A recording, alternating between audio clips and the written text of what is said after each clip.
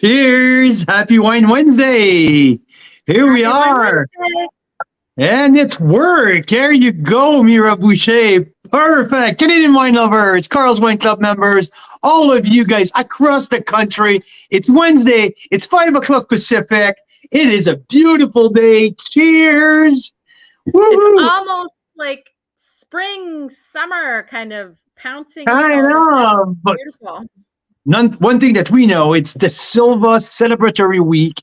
So I think that's why I am that pumped. I am that joyful and so freaking enthusiastic because I've been tasting the Silva wines now for almost 2 weeks.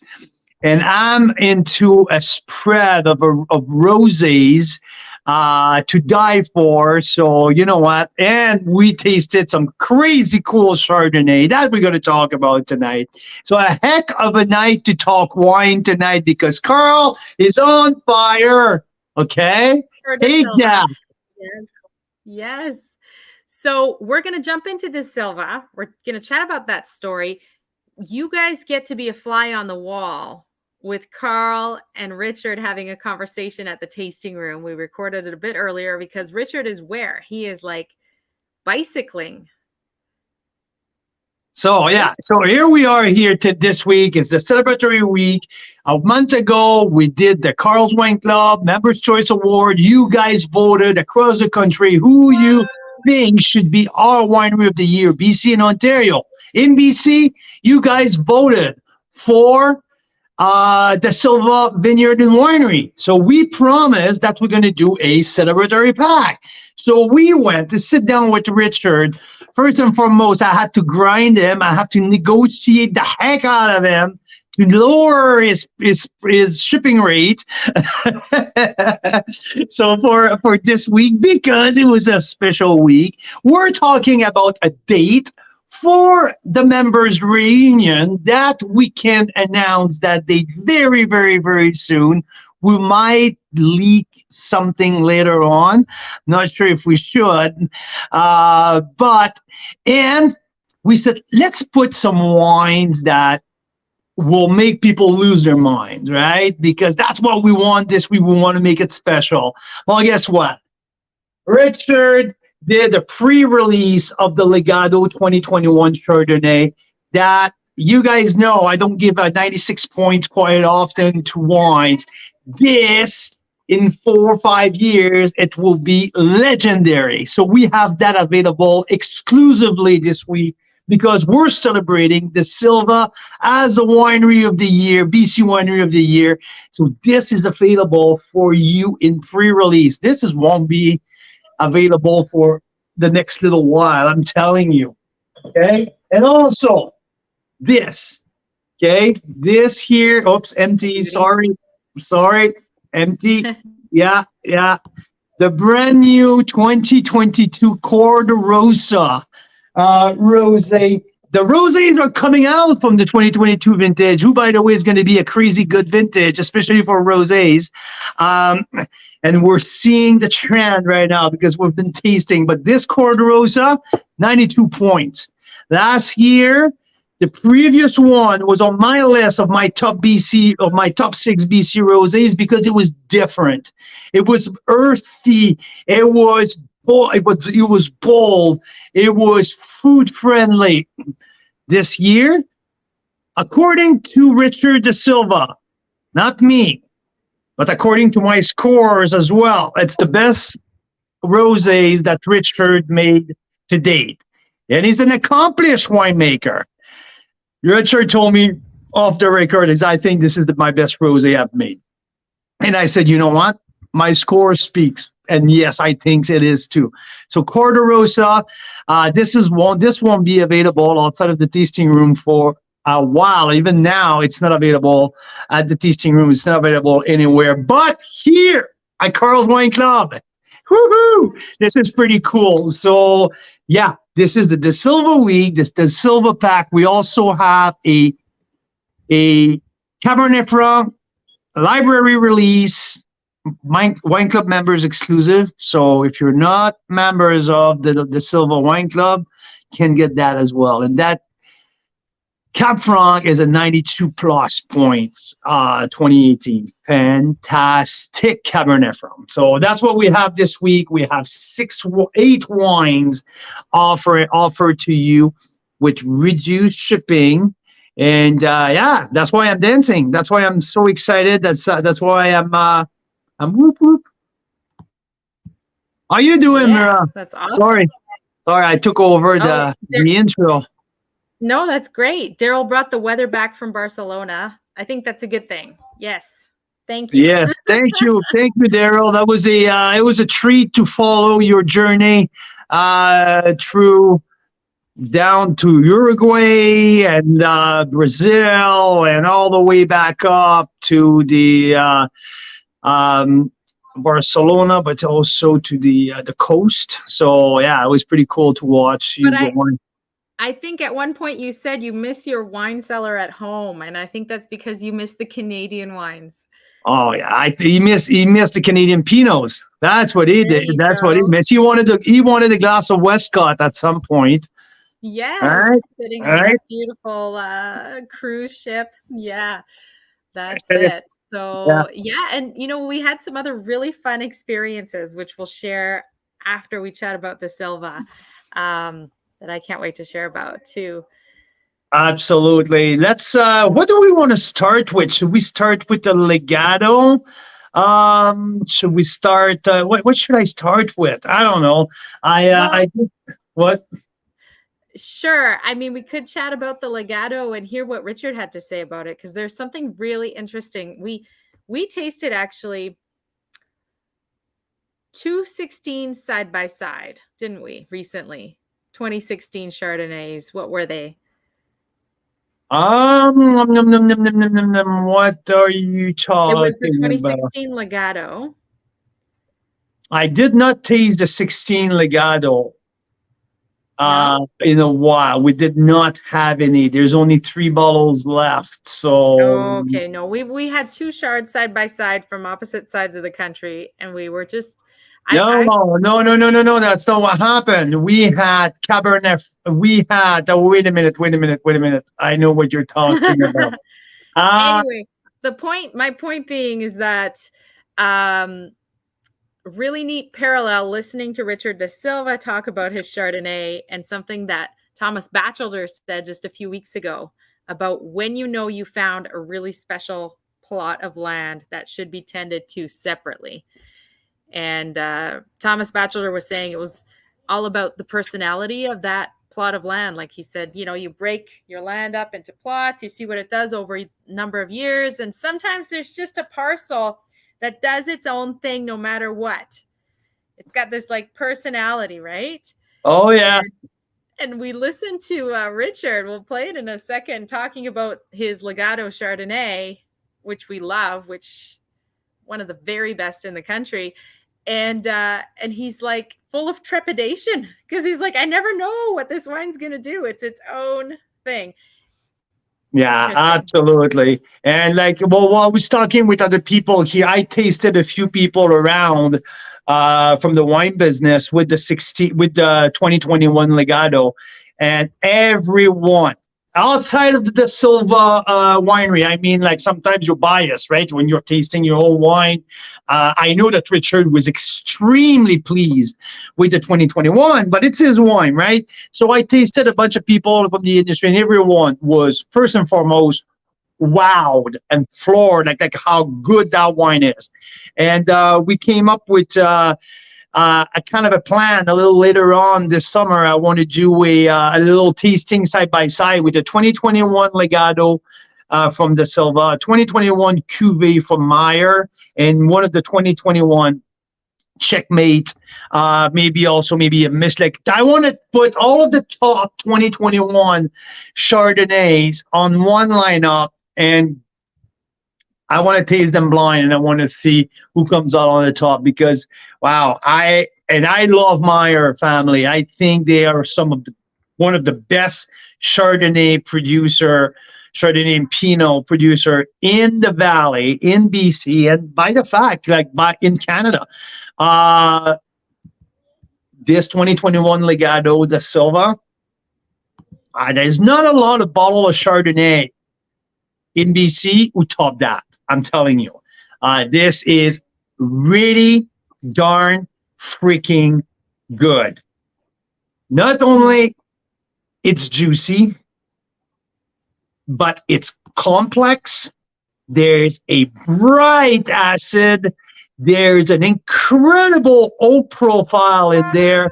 But to me, that's the complexity and the quintessential waves of ups and downs and mineralities and citrus and tropical and whoa, vanilla and whoa, chamomile. There's so much going on. Like at this stage, like remember the first bottle we had a couple of weeks ago? Like it's this wine needs time. Definitely need to sit for a little bit, but right out of the gate, it's nothing offense. Like if you like your wine young and feisty and like, you know, a beast, like right out of the gate, like a young pup, right? If you like it that way, you will be pleased because this has much to offer right away. But this wine in 4 to 5 years, like what I was talking with Clay Martin from the BC Wine Reviews. We were texting a couple of days ago. This one will be legendary. We're going to talk about 2021 Legato Chardonnay for for many years to come. This wine is that good. And the cool thing about that, packaging is cool. Packaging is really cool. The Legato is now all wax. The Chardonnays is all wax now as well. Numbered bottles. All of the whole Legato. Hold that bottle up closer. That's my favorite part. Hold up the numbering. It's hand numbered. Do you see that? 41 out of 900. I can't see, it's so blurry. 955 bottles. Yeah. That's pretty cool.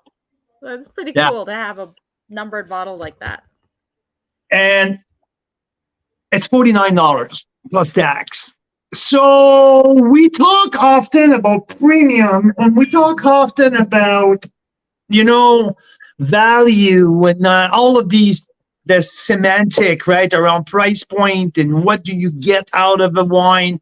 I'll tell you one thing. This wine for $49.99 absolutely kick the shit out of the price point. Like the what you get for that price point, you can drink a double, like you feel like you're drinking something double the price. It is value. It is value. People say, "Oh, like, why would you talk about value? It's $50 wine. There's nothing about value." Yeah, my perception of value. Yes, we often like value wine alert, $15, $17, $19. Yeah, I get that. Absolutely. This is the true, in the semantic sense of the pure sense of the word. Yeah, it is value. But if you dig deeper into the meaning of the word value, is like when you get more than what you expect, right? Isn't it? So that's true. I used to be a big Meursault fan. So Meursault is one of the village appellation in France. They're known to make some big, bold, rich Chardonnay. And when I tasted, I believe that Legato Chardonnay will develop in the Meursault style. There's a richness in there, and I believe that the oak profile will develop just like Meursault shows after 4 or 5 years. So, but the thing is, there's no Meursault available out there at $50. These wines sells for $125 to $250. So at $50, that little Legato from like the Okanagan Valley, Namurhamada Bench, over-deliver his price point big time. So yeah, and again, I would have said the exact same thing this week. I would have been as enthusiastic talking about Legato Chard this week, even if we were not selling that. Even if we were not, because I don't sell that wine. I offer that wine to enthusiasts, to Canadian wine enthusiasts, to people like us who are looking for what we do best in the country. I don't sell that wine. Sorry, I don't need to sell that wine. This wine speaks for itself. And yes, I am really enthusiastic. Woo! Yes, I am super enthusiastic because I am Daryl. Daryl, thank you. The link works. I'll turn that down. That scared the crap out of me. So this is my spiel about the Legato 2021. 2016, the other Legato Chard that I absolutely raved about, that I absolutely dreamed about and talked so highly. But it was my number 3 wine of the year last year, the 2016. And out of 56 Canadian Chardonnay, where there were probably over 30 from BC, was the top BC Chardonnay at World Chardonnay Day last year. So that's how highly I view Legato Chardonnay from Da Silva in the 2021. Not only walk right in the 2016 footstep, but I believe that there's the potential to override it. There you go. The end. Oh, Mira's frozen. There you go. You're back. Yeah, so we have some hard time with our internet today. I don't know what is going on, and I'm not sure how the interview is going to show up in our system. So we'll monitor closely. Please let us know, you guys, if it lags, if it cuts off. Something weird going on with the internet around here right now. So. Because I'm plugged in, so I don't know why it would be, but anyhow, sorry about that, you guys. Yeah. No, that's okay. So now that we're talking about the Legato. What?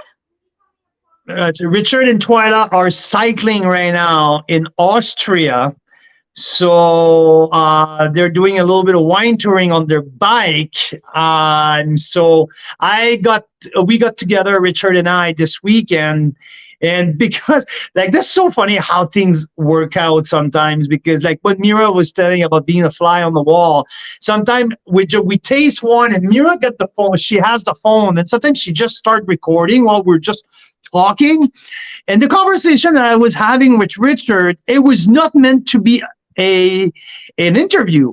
We were just starting to shoot shit at some point because we were planning to do a formal interview for later. We just kept going and we just recorded that piece of interview because it was just too good. So it was just part of our conversation. At some point we realized that that's what we were doing, but it was pretty cool the way it happened, right?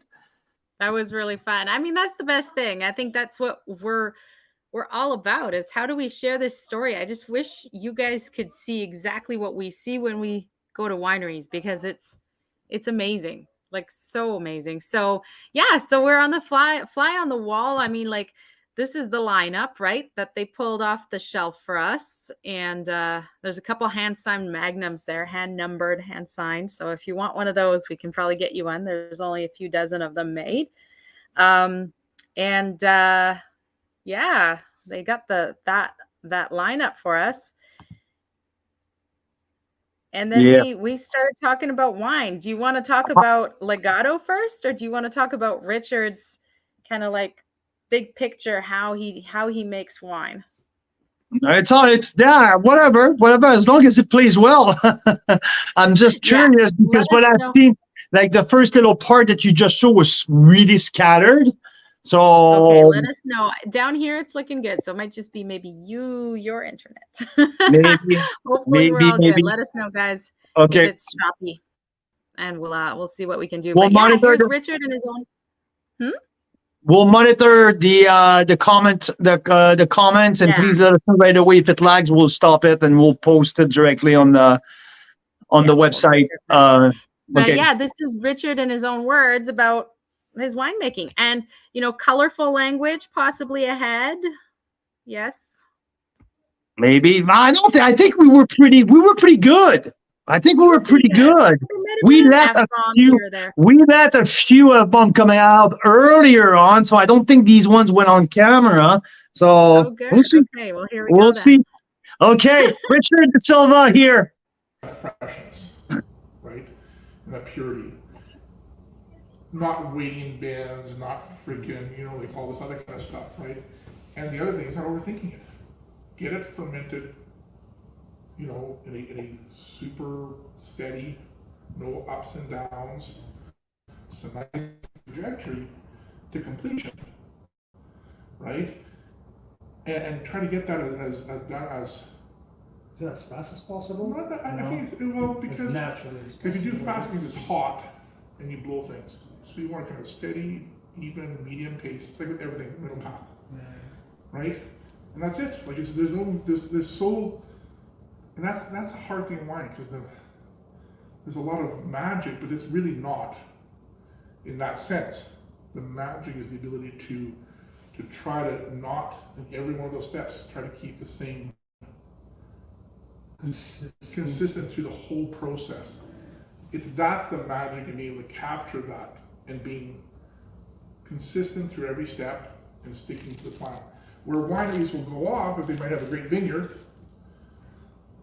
do all this overthought in the processing with crazy equipment, but then they don't have the skill in blending, right? Or and they fuck it up there. Too much head space.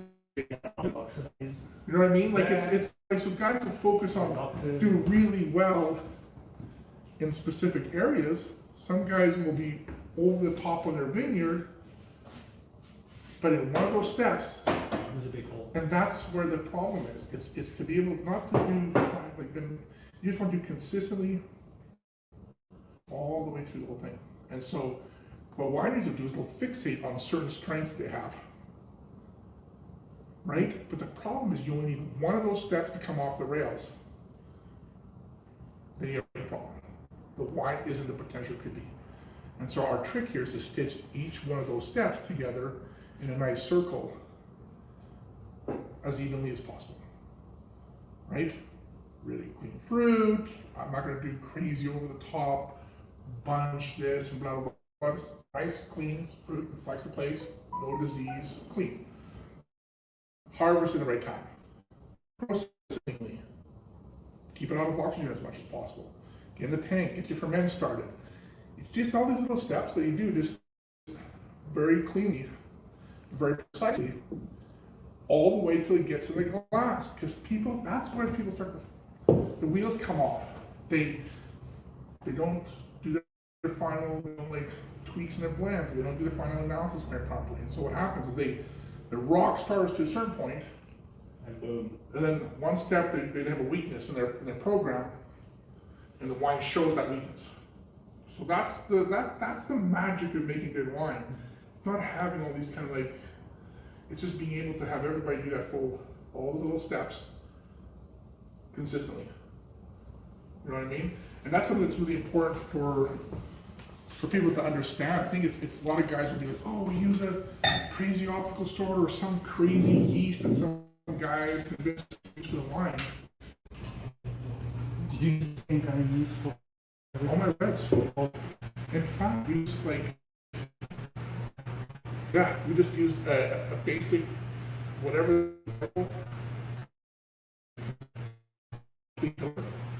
So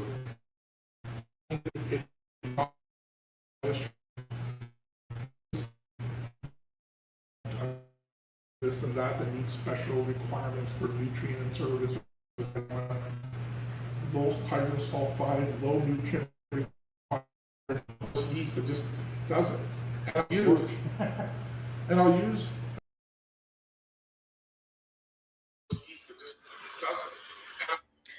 Yeah, so the sound is there's something weird going on with our internet. It's getting kind of laggy. But what I love that he's talking about is just like there's no secret magic bullet with making amazing wines, but you need all the pieces of the circle to come together, right? That's kind of what he's talking about. And I think that what these guys get right at Da Silva is like the fact that Richard's family's been making wine since the 1700s. They've been farming the Okanagan since the 50s. So they figured out all these pieces of the circle and how they fit together. And I think that's part of why we chose them as our top discovery last year, our winery of the year. Hey, Carl? Well, and I think in terms of, winemaking skills, but it's when you attach the understanding of the land. To me, that's what takes it to the next level. To me, that's what takes the understanding of each and every plot of land, what this plot of land brings to the party. What's that very specific plot of Cabernet Franc from the Avila Vineyard all the way down in Oliver? What does it bring to my portfolio, right? The style of the one, they know he knows how to extract each piece of land with the consistency because he knows the valley up and on. So to me, that's where it takes it to the next level. He's a great winemaker, yes, but it's not about genius, like something geniusly, outrageously, something different. No, he's just consistent. And he masters every aspect of the equation. And to me, the big kicker is the understanding of the land. That you don't learn that out of school. You don't get a bachelor degree at any winemaking school. That it's experience. That is living the farming life and understanding what to get from where to bring something else to the party. So to me, that's where the biggest difference is. And like, it's the same thing when we talk with Brian Schmidt, right? To me, I made so many connections between what Brian does and what Richard does on the both side of the country because of the understanding of the land. The way that I sat with Brian Schmidt on the back of his truck talking about his different plot of land, there was difference because Brian will play with clones and this and that. They have different philosophy, but I kind of feel like there's kind of the same. There's so many connection between these guys who masters the whole equation, but also understand the land so much, right? And when you talk with you talk with Thomas, the same thing with Thomas Batchelor. He doesn't grow the grape, but he walks the vineyard. He finds these rows or these part of the plot of land where you understand what's specific from each part, each parcel, and what does it brings to the party. So to me, that's a little bit more what I get out of it.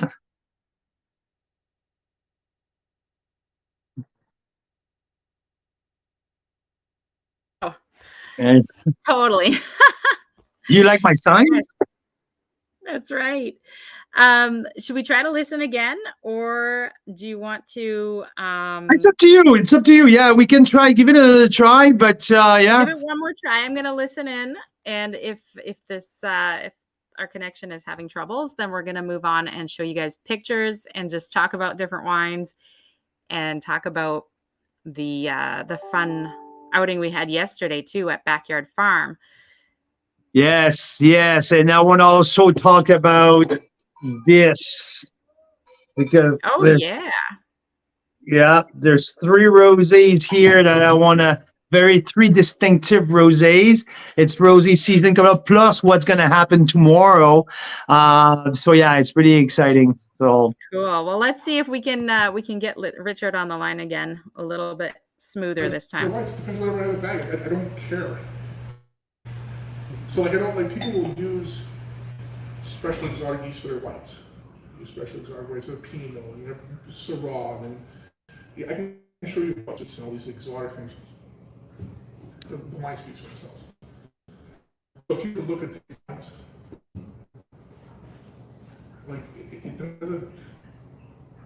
You find it hard to press to see the difference. I mean, and the wine speaking, each of these have their own characteristic.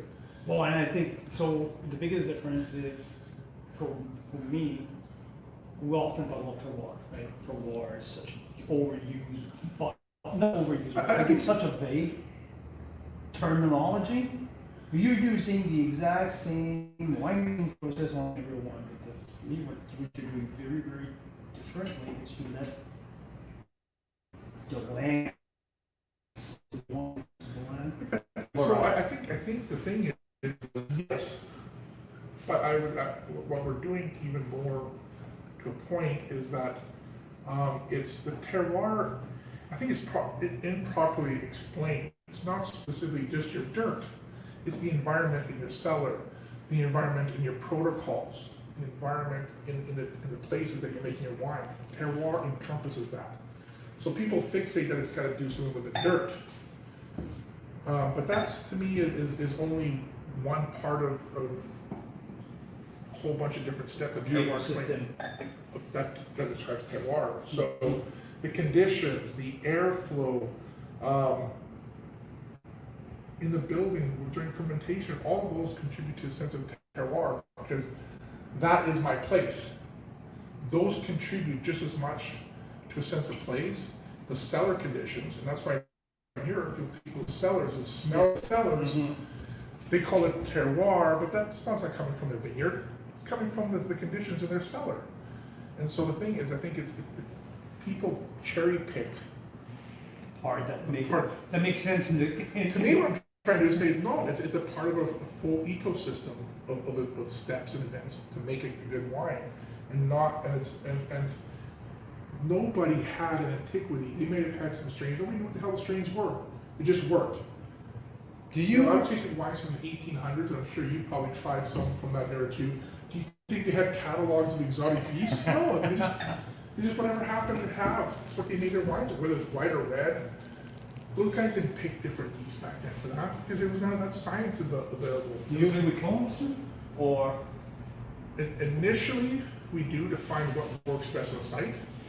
But eventually, it doesn't matter anymore, because your site will slowly create mutations over time. So, like for example, my Chenin Blanc has already had mutations on it. So, let's talk about Chenin Blanc right now, okay? Because this is hidden all over here. Right down there, that's where the site of your Chenin Blanc. One of the very rare Chenin Blanc. So those cuttings came from the Clever Vineyard, which is now called Checkmate. So I have no idea what those clones are. Like, I mean, it's and whatever that clone or how that grape grew there is very different than how it's morphed here, because over the last 10 years or 12 years or whatever that's been planted here, it's been longer now, it's created its own characteristics, because the site will check. Well, we're talking about the airflow. What's part of the terroir? Well, airflow, look, you have the lake right there. You're how far are we from the lake from here? Right. About a kilometer and a half. Kilometer and a half. So that plays a huge role into the whole ecosystem of hidden hollow vineyard. Yeah, I mean, it plays a big part. I think here it's several factors. I mean, there's the fact that we're kind of in the shadow of there's a different airflow that exists here than, say, on either side of the hill. But the lake effect has a huge to the region itself, obviously. So I mean, it has effect. But I think probably the most effective is sunlight hours. Okay. And the soil that's going on, as much as it does the lake effect. The lake effect has affected maybe moderating extremes, but really it's the fact that Chenin Blanc block is in a lot of sunlight for a really extended long period of time. The way the sun settles behind behind the Summerland, and where it rises in the morning here. Oh, okay. There's one It's a there. really There's that long, box. has a long effect to that, and I think we have Okay, probably yeah, it's easily just, 2-3 hours more of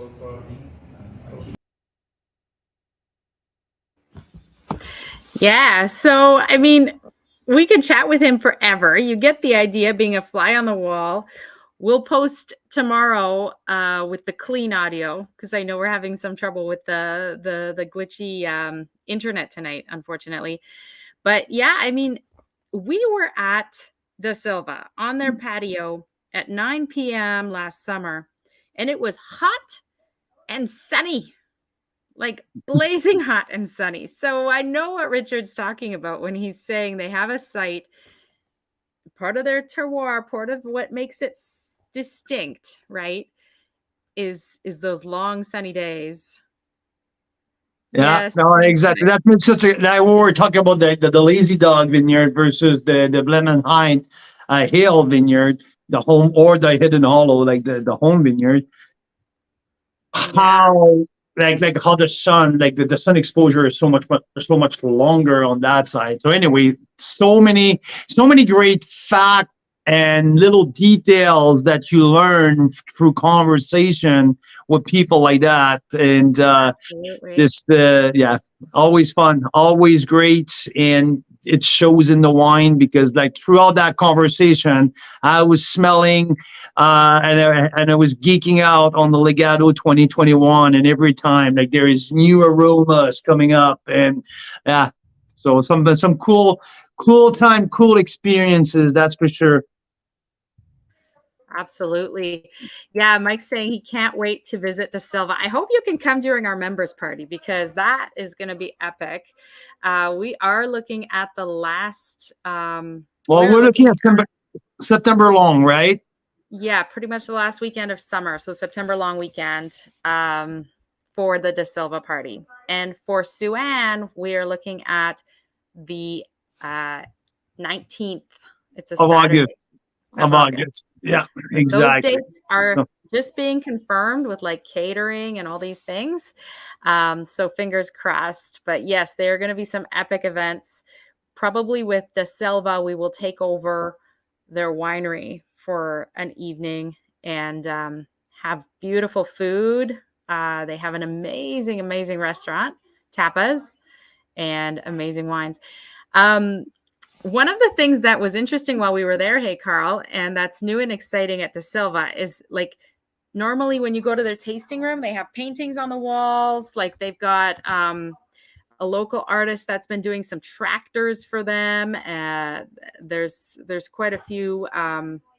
Well, they're redesigning they're not redesigning the tasting room, but they're changing a little bit more of the philosophy in terms of. We were there just now.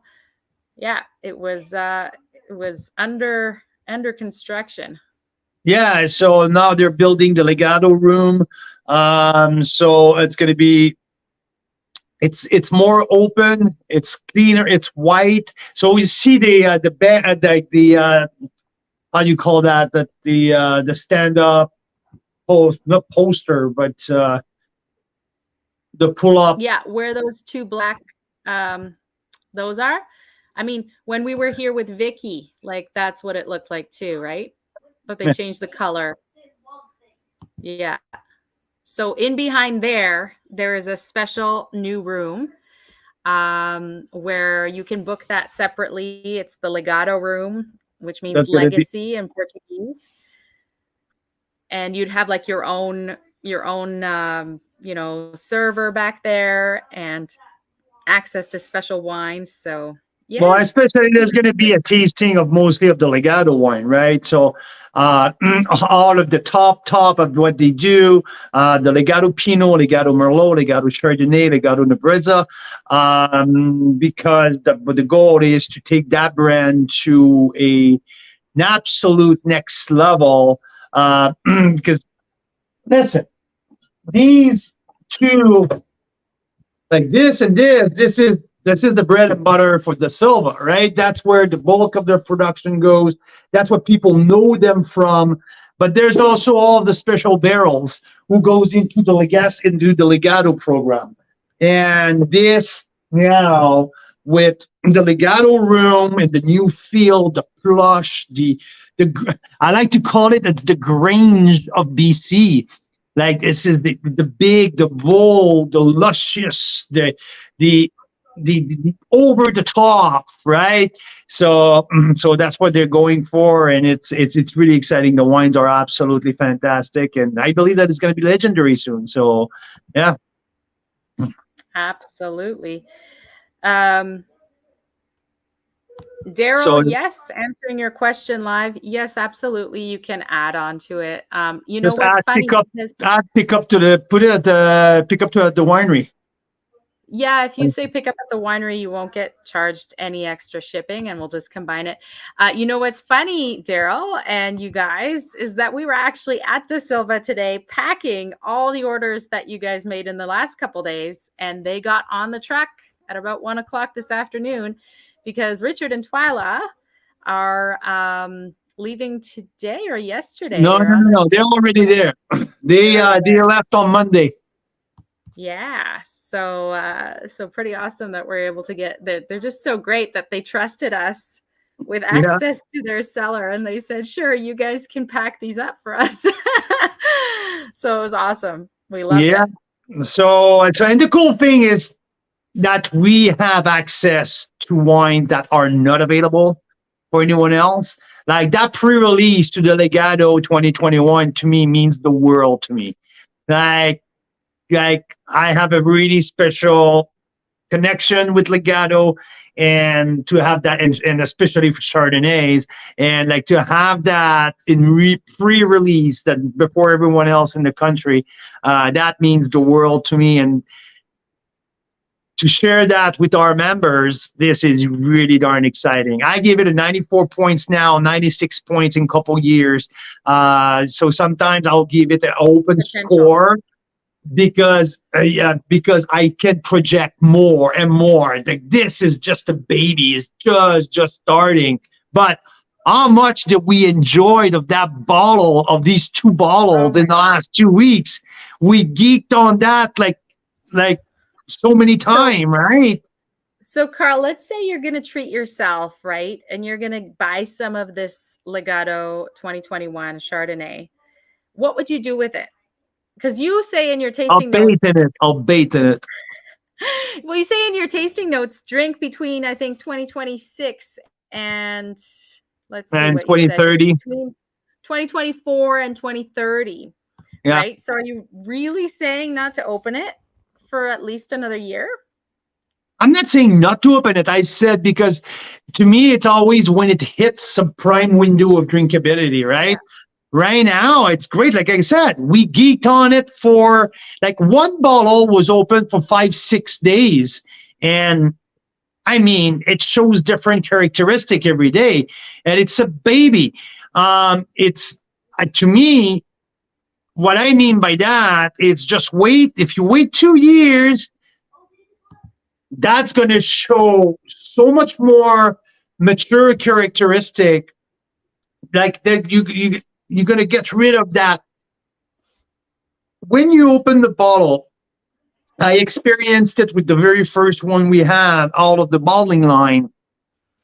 That's that citrus austerity that like it's not what that wine is about. You wait for 3-4 hours, and you remember like the second day of that bottle, it was completely different. I'm not saying that the first day was not fun, but I'm saying that that wine in 4 or 5 years will taste like the second day right out of the gate. You know, so but now there's that citrus, that a little austerity, a little bit of not grapefruit, but I would say that lemon zing to attack you, not in the wrong way, because you know if you purchase that one, if you have read my notes, that you have to expect something really young. So, but when it opens up, it's just there's so much in there from flowers to minerality to tropical and the wooden aspect of it.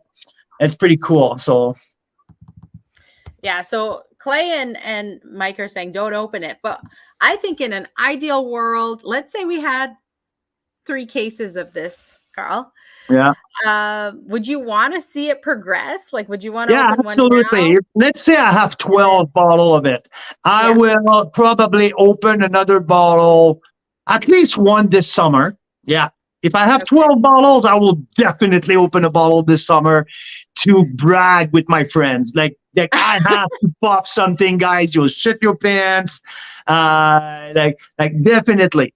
I will 'Cause it'll be probably, good, and you can still say, you know what? It's got so much more potential yeah. up its sleeve, right? I would open one probably at Christmas.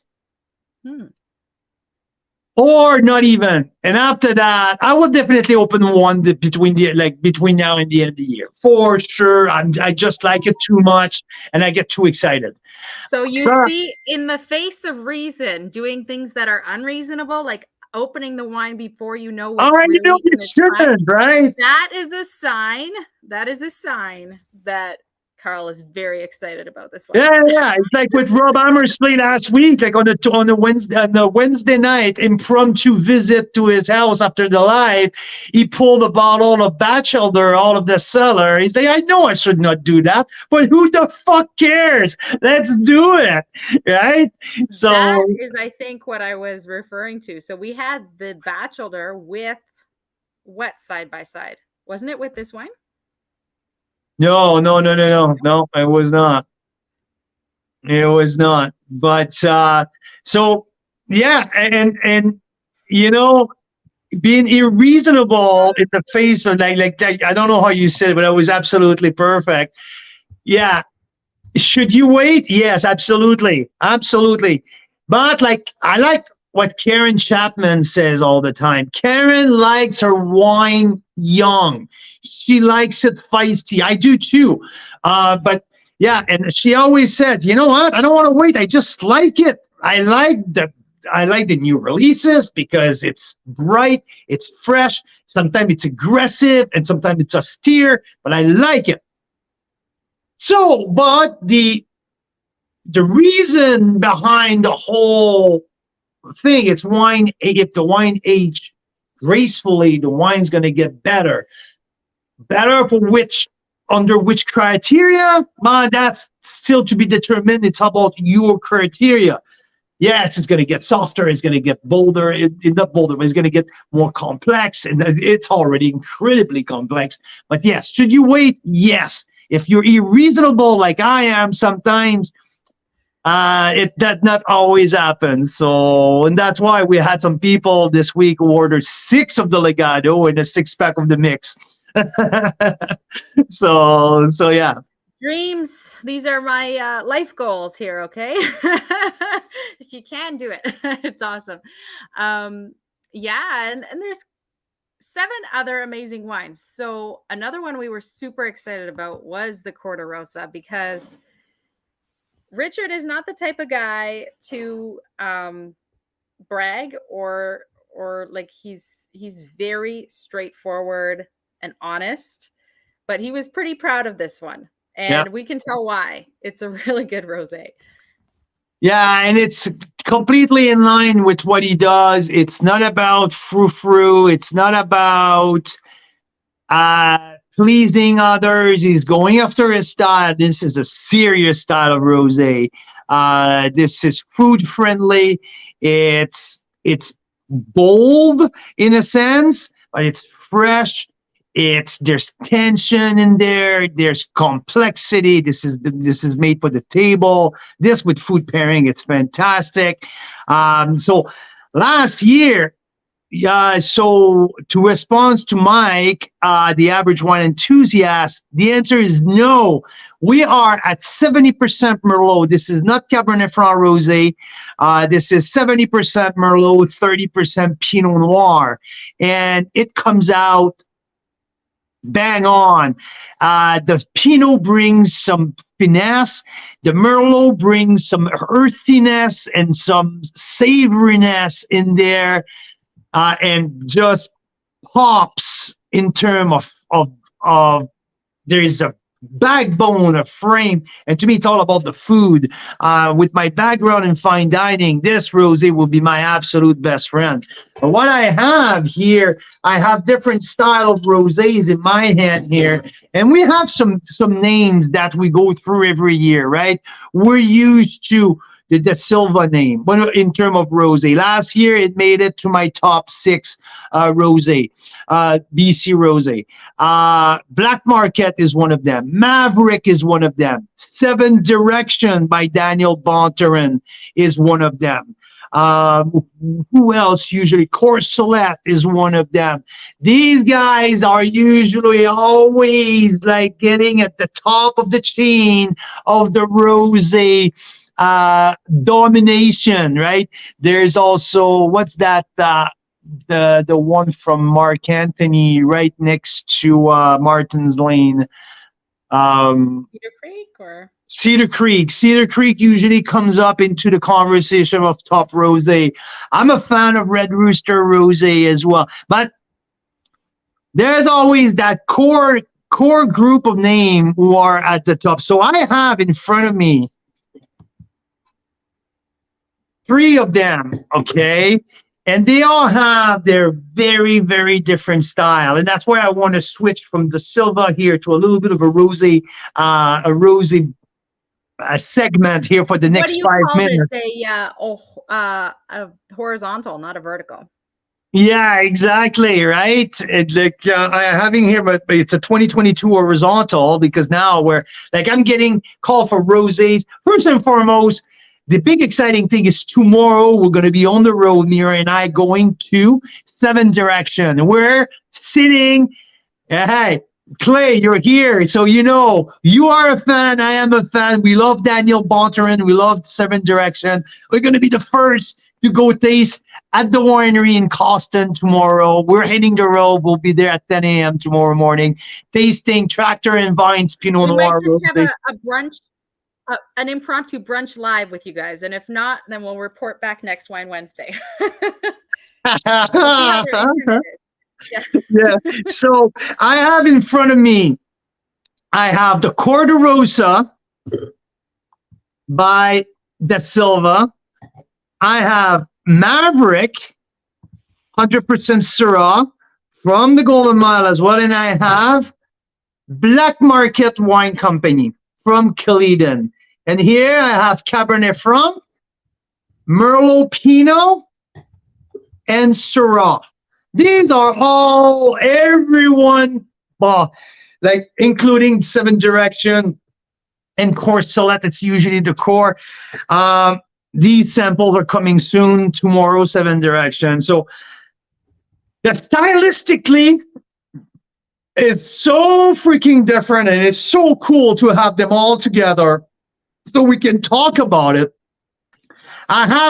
Let's put it in, let's change the order here. I have the 2 extreme. I have the big, bold, food-friendly Corderosa, who is vibrant, like at the limit, a little austere. And you know, I had to change a little bit my my tasting notes in the sense that Mira says it's not appealing, Carl. I was talking about a raw rhubarb stick with the bitterness, but it's not bitterness. Like, what? You didn't take rhubarb? He's like, what? When you were a kid, you didn't take rhubarb sticks and dip them in sugar and like bite into them? And I'm like, no, I think this was a Quebecois kid thing, but but this that mouth watering energy and tension in your mouth, and some herbaceousness here in that one. And I have the Maverick, who is much more, now they're going crowd pleaser, easy drinking, Jolly Rancher, bright acidity, because the 2022 vintage is known as a beautiful, bright vintage filled with bright acidity. And so I have here like, and it's funny because now they're going, like, you look at their website on their own tasting notes. If you look at the winemaker's notes, he said pink bubble gum. And much before I went on their website and look at what's going on, because I was looking for the RS, and yeah, it's a little candy store in there. Like it's candies, it's Jolly Rancher, it's bubble gum. And yet it's bone dry, which is really cool. Bone dry at 1.7 gram. So super, I would say, approachable crowd pleaser. That's the one end of the spectrum. I love it. I gave it a 91 points, by the way. Maverick, always solid, always have his following, especially in terms of rosé. Last year, they had the Magnum. A lot of people in our circle were big fans. We were as well. So glad to be one of the first to get my hand on that. It's fun. It's going to be patio pounder. You look for patio pounder, you get that. Big, like for the food, put that on the table, and this can age as well, the Corderosa. Let's get in the middle here, and let's look what happened here. This is the color of the Cabernet Franc Rosé from our friend Rob Hammersley at Black Market Wine Company. Rob has been refining his rosé style for years. Now he had to go from Syrah, and because of supply, switched to Cabernet Franc. But he always been delivering. He always been delivering some very, very high-end rosé. The result always been really, really good. This year, I believe it might be one of the best rosé that is made. He's going, like, look at that color. This is Provence style color. This is a little like, it almost looks like the Provence Grenache Saint-Saul from the south of France. Jeez, this is so sexy. And it's fresh. It's like it's crab apple. It's little like cherry, raspberry, and a little bit of rhubarb as well. Look at that transition through that. That was at Rob's house a couple of weeks ago where we were doing some sampling, and look at that transition all the way to this year. This is absolutely incredible. You know, I'm looking forward to tomorrow to taste Daniel Bontrain, but this so far, might be the top of the vintage. So far, we're still early. Yay! Don't yell at me. Don't, like, I know I get excited, but this might be part of the top of the rosé selection this year. And you're telling me that here I don't have it, right? Like you have it upstairs. I don't have it here, right? Yeah, I'm gonna have to come visit you. The one you don't have, the one you don't have is the Corderosa. Oh, so what do I have? On your left. I don't know which one's my left. The darker one. What do you mean you don't know which one is your left? What's the darker one and the lighter one? What am I? The lighter one. The lighter one. On your left. Okay, this is Omerta, the lighter one. Yes. Oh, and this is Maverick. Put your nose in the Maverick. Put your nose on this one. Oh yeah, it is the. There you go. Use your tool. God gave you a nose to smell. And this is the one you're saying might just be the top of the vintage. Okay. Yes. Yeah. So far. I gave 92 points to the Corderosa for his seriousness, for his complexity, for its bright backbone of acidity and his aging potential. I give 92 points. I give 91 points, the crowd pleaser Maverick, patio pounder, crowd pleaser, the 100% Syrah. I like the length as well of the Maverick, pretty lengthy. So here now, I have to go higher than 92 points. I have to say, I'm getting close to the 93 points that I gave the Tractor and Vines last year. So, Rob, you have absolutely crushed it. I had a feeling from the caller that you were cooking something special. Yesterday, I had to go drop off some dog bones and pick up some. We have I transition. got that on my way back. He said, "Get this, and I want to hear your thought." Oh, I tasted just before filtering. Now I have the final product, and I have to say, this is absolutely fucking fantastic. Okay? In terms of points, I'm higher than 92. So we'll go from there. Really like smooth is what it is to me. It's smooth. It's sexy. Yeah. It's discreet, but it's precise at the same time. There's a precision. There's an incredible freshness in there that quench your thirst. But there's also like 2 or 3 layers of like. It's complex. Yes.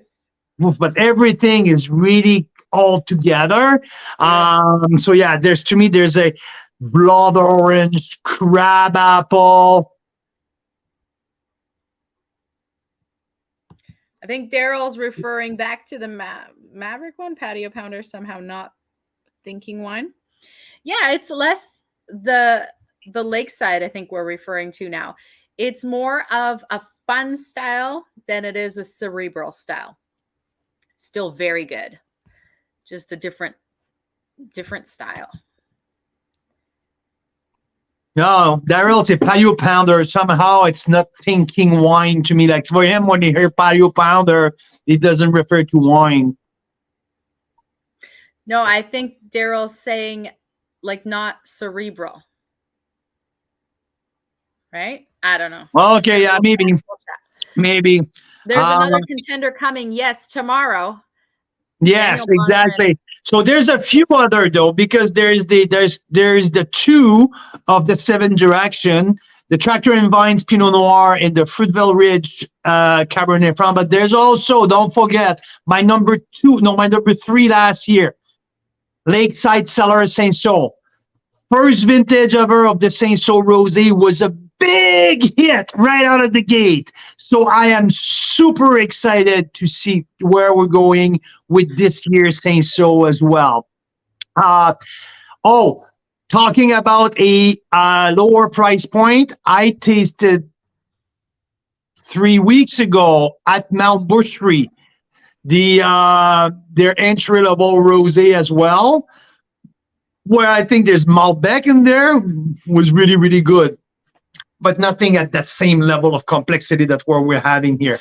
But in terms of freshness, beautiful, bright, from a little bit of like red fruit, citrus, slightly melon as well. But to me,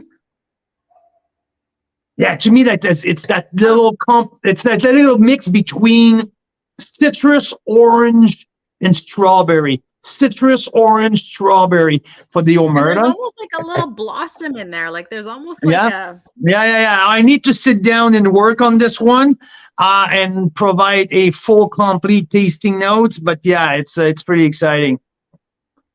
Very exciting. So much fun. Well, that was a fun rosé time. You know what? Carl here has to go on a trip. Singapore and Bali. May, June. I'm not going. He's working. He's doing a little consulting project over there. But when you are back, Carl, it's right around Rosé Day. So yep. I feel like we need to do some rosé style things. Absolutely. And we just making new friends. We just made a new friend this week.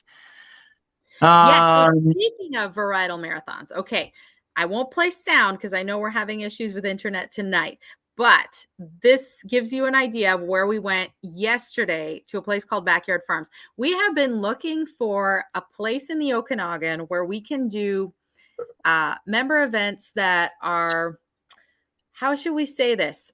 It's hard sometimes. Like we want to do, for instance, Ontario wines and BC wines. And if you try to go to a restaurant that doesn't carry those wines on their menu, they're going to have a hard time letting you do that. If we say we want all the members to bring a bottle from the cellar and we can share stories about each bottle, again, that's hard to do with licensing at a restaurant. But Backyard Farm is different. He has the most unique philosophy I've ever heard of a restaurant having in terms of wine. Would you say, Carl? I would say so.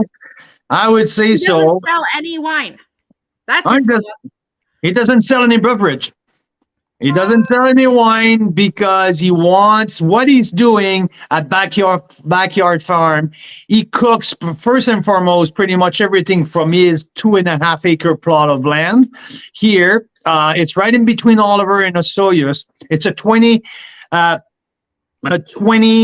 seat place where he cooks. He's a top-notch chef. He was trained and he went to Boston at the Four Seasons in Boston to do his training out there, and he worked at Burring Owl for 5 years, and he's been in no cartridge feet, Vicky, zero. You bring the wine, you go source the wine in the area, and you bring the wine that you want. You bring the wine that you want to complement. So he takes it a step further. Not only is there no corkage fee, but he wants you to go and talk to wineries. Like he'll give you the menu 1 or 2 weeks before, because it's always very, very hyper local, very much about what's available then. He gives you the menu and he makes a suggestion in terms of a varietal. Like he says, try to find a Chardonnay for this course, a Syrah for this course, and this and this. You find whatever wines you want, but he highly encourages you to stick to the local terroir. So he'll say, oh, well, for Syrah, try this place or this place or this place. And you know what it is? Not only is it generous of him, like both for his guests, because how amazing is that to be able to pick your own pairings like that, but also for all the wineries around him. People going and saying, I'm doing my birthday at Backyard Farms. I got to buy 2 cases of your Syrah to pair with course number 3. It's pretty cool. And I'm leaving this image on the screen for a second because look how unassuming it is. Right next to a vineyard, this little house. We actually drove right past it like 3 times. So you'd never know that inside is Michelin level worthy kind of artistry happening. It's phenomenal. And he grows everything organic on his 2.5 acre plot. And when you sources from the area as much as he can, very, very careful. And there we are. We just sat down with him. And of course, what did we do? We brought a bottle of Butler's Grant Chardonnay from Ontario because that's so there. I brought him. I brought him a 2020 Butler's Grant, Westcott Butler's Grant Chardonnay. He was pretty blown away by He told me on the phone conversation that he liked Chardonnay. I was like, there you go. So it was an amazing 2.5 hour conversation down there. And when looking at our first initial list of Canadian wine ambassador, I can tell you one thing, that this guy, Chris, okay, Mira, you need to help me here, please. I believe, we need to ask him for the proper pronunciation. I believe it's Chris Van Hooydonk. Van Hooydonk. Okay, that's his name. Gets that one a little mixed up, but anyway, Chris is amazing. And you know what he's kind of offered to us in Carl's Wine Clubs, because we came and we said this is perfect because Carl is able to help anybody that is going to Backyard Farms and maybe says, yeah, that's cool that I get to sort my own wines out, but Yeah, I need a little guidance. So Carl's able to give that kind of impartial guidance where he's not tied to any specific winery, but he knows them all. And on the other side, Chris has offered that for our members who are working with us and doing kind of like a tour with us, or for some of our members, we've done these sort of bucket list experiences last summer, pretty cool things we can do in the Okanagan. Even though his tables are sold out from now till November, I think there's 4 dates left for the whole summer where you could get in there. He's offered that we could stop by for lunch. So if you are touring the Okanagan and you're a Carl's Wine Club member, give us a call if you want to have this experience. It wouldn't be a dinner because I'm pretty sure the dinners are booked solid, except for potentially June 30th for us, Carl. We need to think about that. Yeah. For members. But yes, if you're looking for a bucket list experience, we can arrange something where you could stop by for lunch and taste wines and have them paired by this phenomenal, very, very mission-driven kind of chef. Like, he has fought hard to be able to do what he's doing because it hasn't been easy. He just fought the last 2 years with the Agriculture Commission of British Columbia, and he just got they changed the verbiage in the law to allow him to have a restaurant license on an agricultural plot of land. Plot of land. So incredible. It's never happened before. They just changed the law for him. So like, he's a stand-up guy. Absolutely amazing philosophy. And so one of our first Canadian wine ambassador. We want to feature him. We want to showcase his profile like we want to do with multiple people across the country who help us to promote the Canadian wine and the stories of our wine producers across the country. So to be soon featured on our new website will be a blog post, a profile on multiple Canadian wine ambassador that we're going to bring along with us. So, yeah. Absolutely. So, wow, it's 6:20, an hour and 20 in. I have to say, wow. Way to go, Black That Market. is good. That is good. Let's do a roundup of our BC Winery of the Year, Da Silva, of the wines that we have available this week with reduced shipping. This is especially exciting if you're in other provinces. Because yes, very, very, very exciting. Rarely does sort of a reduced shipping price out of province. So this is your chance. So what do we got? We got 8 wines, right, Carl? So 8 wines. So this is the three Vino de Tavola, if you will, Vin de Table. So the 3 entry level, per se, if I may, with the classic Portuguese label, the Vinho Tinto, the Vinho Branco, and the Cor de Rosa. So white blend, red blend, and rosé blend. So we have these 3. We also have the 2019 Merlot new release, the 2020 Pinot Noir, the one that Vicky really, really, really liked. So you have 19, I believe, on the photo, but it's 2020. That's not a big deal at all. And the 2021 Chardonnay Outwashed Vineyard. So this is the 6-pack. Vino Tinto, Vino Branco, Cor de Rosa, Merlot, Chardonnay, Pinot Noir. That's the core, the Discovery Pack. This is the 6th wine of the Discovery Pack. And as a bonus pick, if you want to add on or swap, we have the Legado Chardonnay that we just spent 3.5 hours talking about.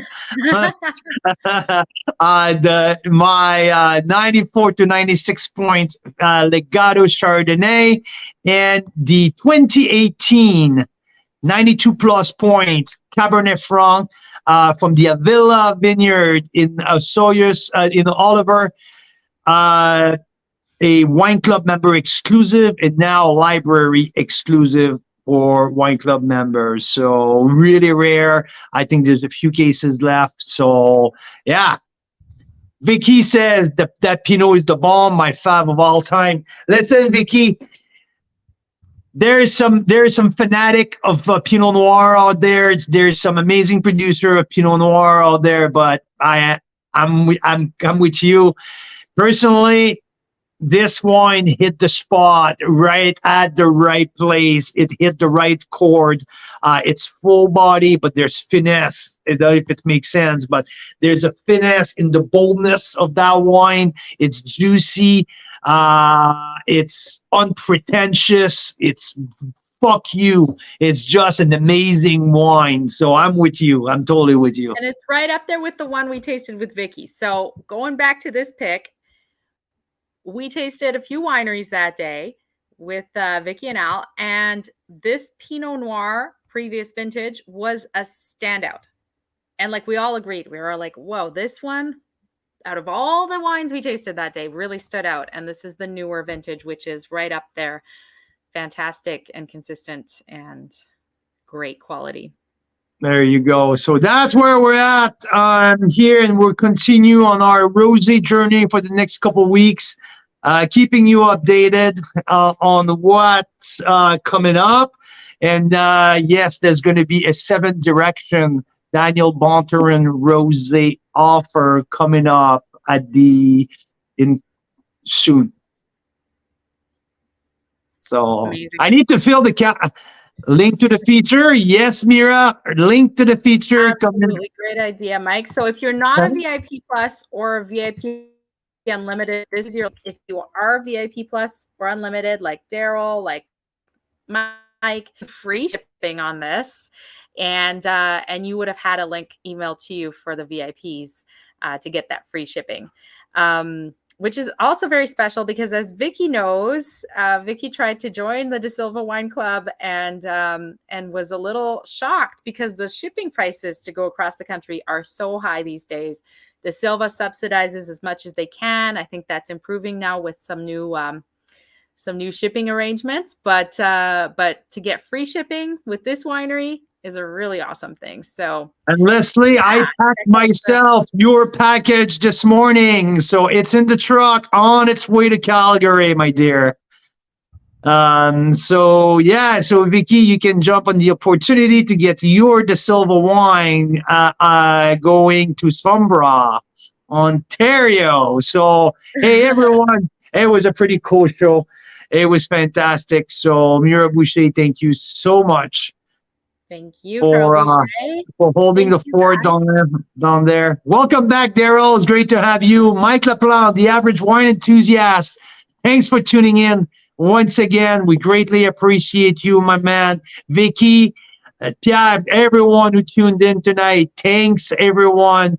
And you guys have a great rest of your week, and we'll keep you posted. Might have some flash lives coming up later this week. We don't know. No, you know us, right? Our level of excitement and how good the internet is at these farms, right? But no matter what, let's remember, Carl, first thing tomorrow, we will post more of our fly on the wall interview with Richard Da Silva, because there was some really fun and interesting learnings there. Thanks so much, guys. Cheers. Have a great night. Canadian wine lovers, Carl's Wine Club members,